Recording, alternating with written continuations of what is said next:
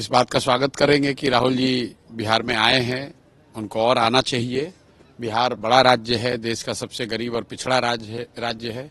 अगर राहुल जी गरीबों की, पिछड़ों की, दबे कुचलों की बात करते हैं या करने का दावा करते हैं तो उन्हें बिहार जैसे राज्य में और ध्यान देना चाहिए।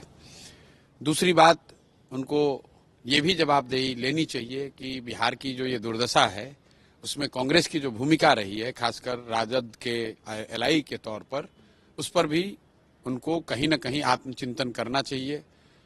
मैं चाहूँगा कि राहुल जी एक बार ध्यान में लाएं कि जब उनके पिताजी राजीव जी यहाँ प्रधानमंत्री थे तो पहली बार 1989 में इसी गांधी मैदान से उन्होंने बिहार के लिए 50,000 करोड़ रुपए के स्पेशल पैकेज की बात 1989 में कहा था।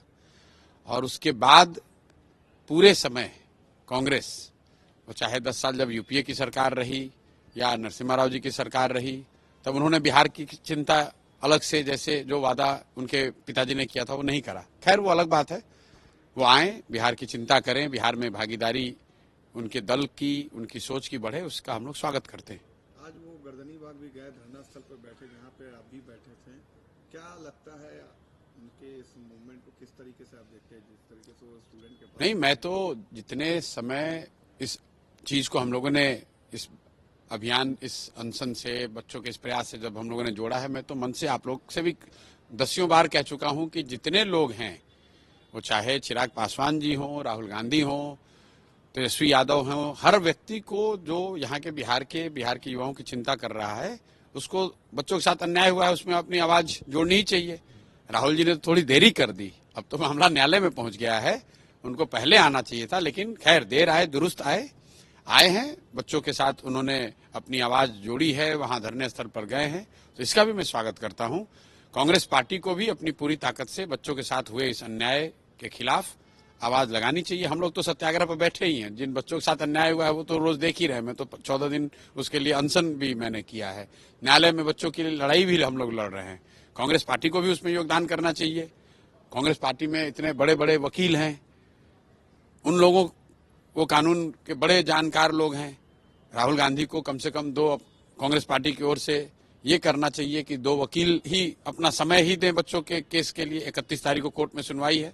मैं आपके जरिए कांग्रेस से, राहुल जी से ये अपील करूंगा कि जो भी कांग्रेस के पास लीगल संसाधन हैं वो बच्चों के हित में मुहैया कराएं। जिन बच्चों पर एफआईआर हुआ है उनकी मदद करें ताकि सही में कुछ हो सके। बाकी वहां आए, गर्दनी बाग में बैठे हो तो मोरल सपोर्ट दिया या बात से सपोर्ट दिया, उसका स्वागत होना ही चाहिए। आखिरी सवाल है, नीतीश जी ने आज एक डेरोगेटरी रिमार्क दिया है कि 2005 के पहले महिलाएं कपड़े ही नहीं पहनती थी।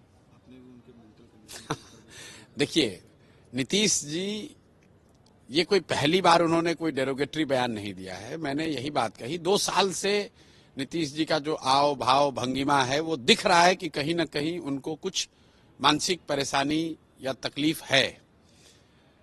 और ये बात मैंने शुरू नहीं की, नीतीश जी के सबसे ट्रस्टेड कोलीग यहाँ पर सुशील मोदी जी रहे हैं। पहली बार, एक, अगर मुझे डेट ठीक से याद है तो 11 नवंबर 2023 को सुशील मोदी जी ने ये कहा कि नीतीश जी की मानसिक हालत ठीक नहीं है, उनको इलाज की जरूरत है। उसके बाद कम से कम 10 बड़े नेताओं ने अलग अलग समय में पिछले 2 साल में कहा है। सामान्य लोगों में तो, जनता में तो ये चर्चा आम है। इसलिए नहीं क्योंकि इसी नीतीश कुमार को तो लोग यहाँ सुशासन बाबू कहते थे। आज ये लोग क्यों कह रहे हैं? लोग इसलिए कह रहे हैं कि हर दूसरे तीसरे दिन लोग देखते हैं कि नीतीश कुमार कुछ बेतुकी बात कह देते हैं। लोग जो उनसे मिलने जाते हैं आग कहते हैं कि पहचान ही नहीं रहे हैं। जो मैं आपको कैमरे पे कह रहा हूं, नीतीश कुमार अपने कैबिनेट के जितने मंत्री हैं उसका नाम नहीं बता सकते हैं बिना कागज देखे हुए। उनकी ये हालत हो गई है। तो जब यहाँ पर सिपाही भर्ती के लिए मेडिकल जांच होता है, कोई छोटे से छोटे नौकरी के लिए मेडिकल जांच होता है, तो 13 करोड़ लोगों के का जो मुखिया है उसकी मानसिक हालत क्या है, इस पर सरकार कोई बयान नहीं देती है। किसी ने मुझे कहा कि स्वास्थ्य मंत्री ने बयान जारी किया कि प्रशांत किशोर का मेंटल हालत ठीक नहीं है। तो भाई, प्रशांत किशोर का मेंटल हालत ठीक नहीं है तो उससे जनता को घबराने की जरूरत नहीं है, वो तो मेरा व्यक्तिगत मामला है। नीतीश कुमार की हालत क्या है उस पर स्वास्थ्य मंत्री ने कुछ नहीं कहा। और स्वास्थ्य मंत्री ने यह नहीं कहा कि उन्हीं के नेता स्वर्गीय सुशील मोदी जी ने क्यों कहा था कि नीतीश जी की मानसिक हालत खराब है। तो क्या सुशील मोदी जी की भी मानसिक हालत ठीक नहीं थी?